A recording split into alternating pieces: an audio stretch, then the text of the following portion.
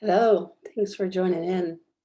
And today we're going to talk about one of the pragmagical skills about trusting yourself and how to develop that and how to develop your own trustworthiness.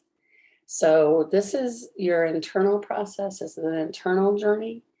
It's not really about um, making yourself appear more trustworthy to people or any of those kinds of things. This is all kind of the inside job process about how you can be more comfortable in your skin and how you can more comfortably be on your spiritual path. So to be on your spiritual path means you have to have different signposts. You can't really use social signposts so much when you're on an internal path, when you're on your spiritual path. There is some referencing outside of you, but a lot of it is internal.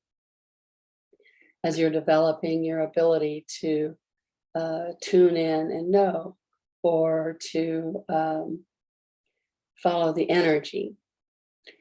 Most of the ways that we're trained to socialize and to fit in and to succeed in school or business is other oriented and matching the people that we're with, or matching their energy, their points of view, their conclusions, their prejudices, their beliefs.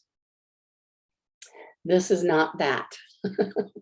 This is the antidote to that, so that you can internally know what's true for you in any moment. That external guidance system, it's kind of like driving a car with, right now, the computer screen on the car, on my car anyway, only activates when you're backing up so that you can see what's behind you. Imagine if you had a computer screen and then, it's like a GPS. You have a computer screen, and instead of looking and seeing for yourself what's around you, the landmarks, you're looking at the computer telling you turn left here, turn left, turn right there. And when you're doing that turn left here, turn right there, you're not having any personal knowledge or awareness of your environment or where you are. You're not learning how to get there, you're mimicking. And so this practice has to do with you being able to be still and know, and to actually know how to do things instead of how to mimic a computer telling you how to do things, or a society telling you how to do things, or the church or the school or anything else outside of you. It's how can you know? And once you have your internal guidance system beefed up and really stronger, then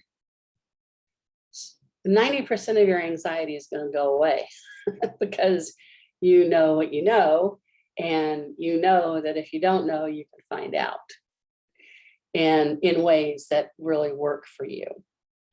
So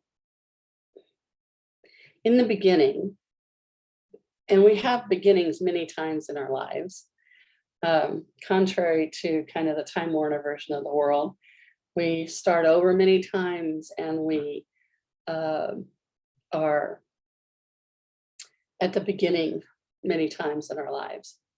And that's a good thing, because we're living beings.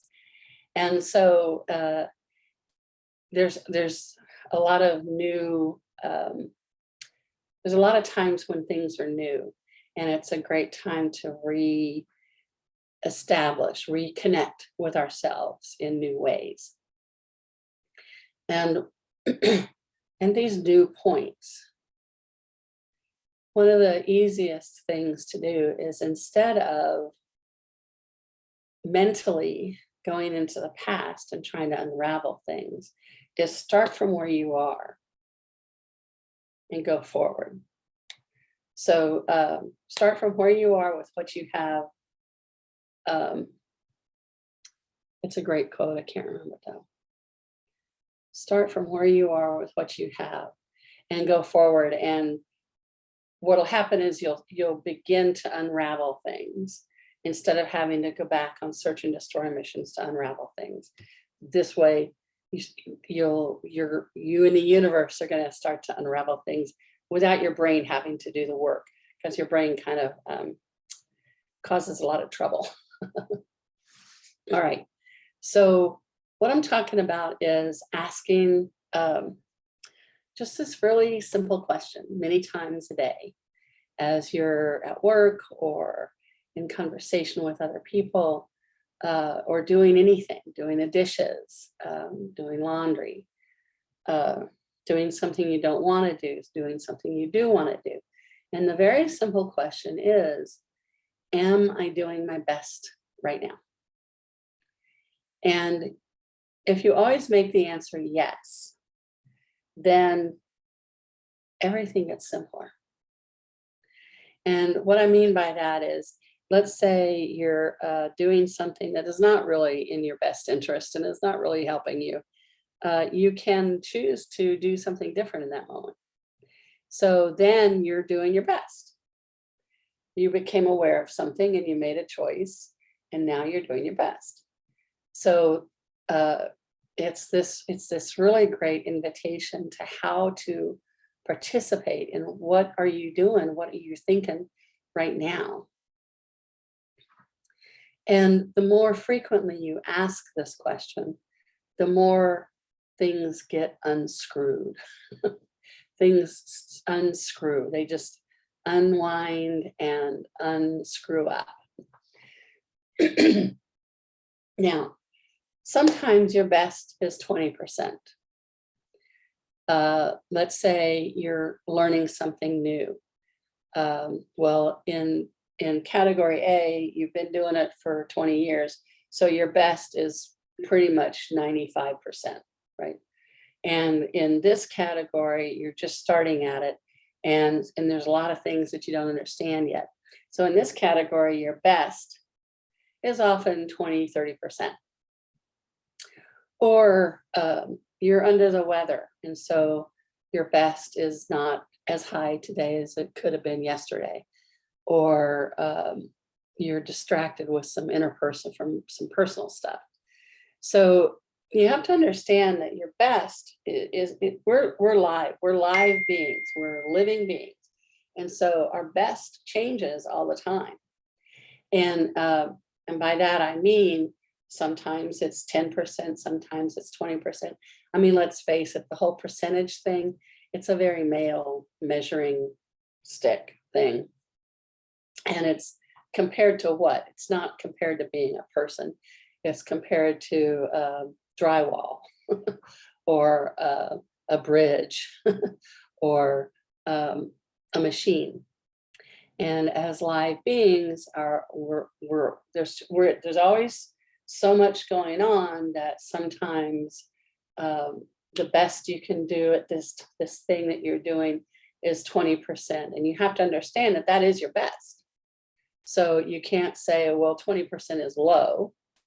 Right now, given all what's going on, 20% is my best. And then you have to be compassionate. You have to be okay with that. You have to realize that 20% is pretty damn good for right now. And other times, your best is 80%, 95%. It varies. So you have to unstick from the programming and the mimicry that says that your best is always 100%. That's a machine, and it's not even real for a machine. So it's a unrealistic, literal, and yet the whole yardstick and percentages is a functional allegory that we can make use of. So do that. So if you're doing something and you're not doing your best, You have to be willing to tell yourself the truth. And by that, I mean not judging. So you can't get off on how bad and wrong you are, and nor can you get off on how great you are. So if you're getting off on something, then you're judging it. So it's just simply a matter of telling yourself the truth. If you're judging yourself, you can't tell yourself the truth. So if you can tell yourself the truth, then all kinds of things can improve. And it takes practice. And this is a great low heat kind of way to start to build these capacities, these tools, these practices for yourself. So am I doing my best? And then you do that multiple times a day.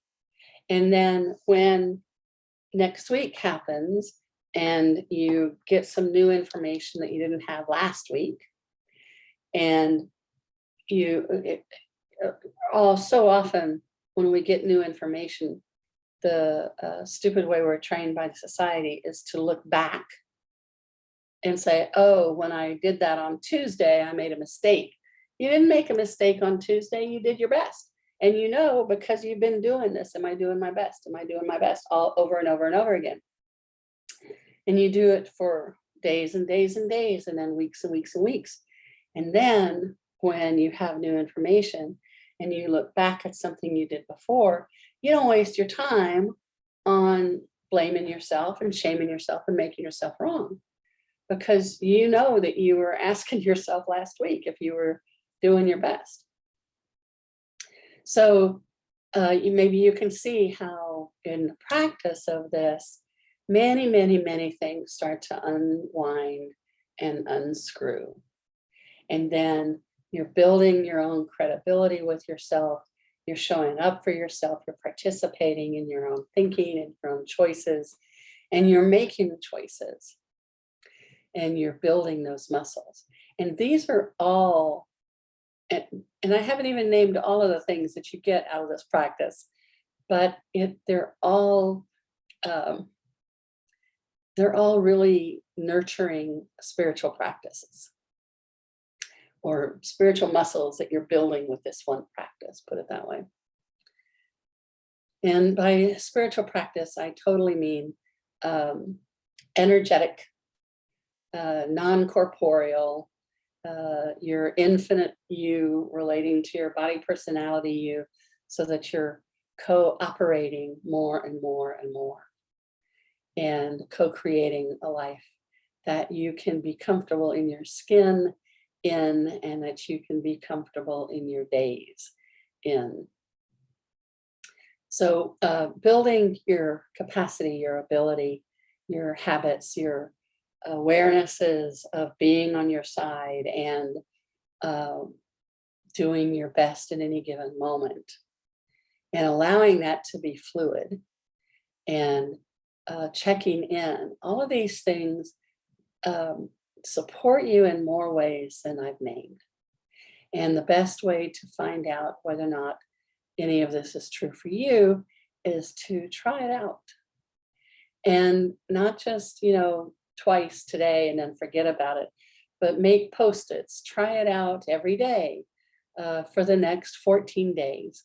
And just do the experiment, and just see how things change for you as you start to show up for you, not judging you, but actually being on your side and participating in your own life and thinking and well-being. So it's really a very simple question. Am I doing my best right now? And either changing your course of action or validating and acknowledging that you are already doing your best. And just see how that happens for you, how that changes things for you. And notice what you notice about doing this practice. And if you want to, please leave comments below or send me an email. I'd love to hear about your experience with this. All right. Thank you so much. See you next time.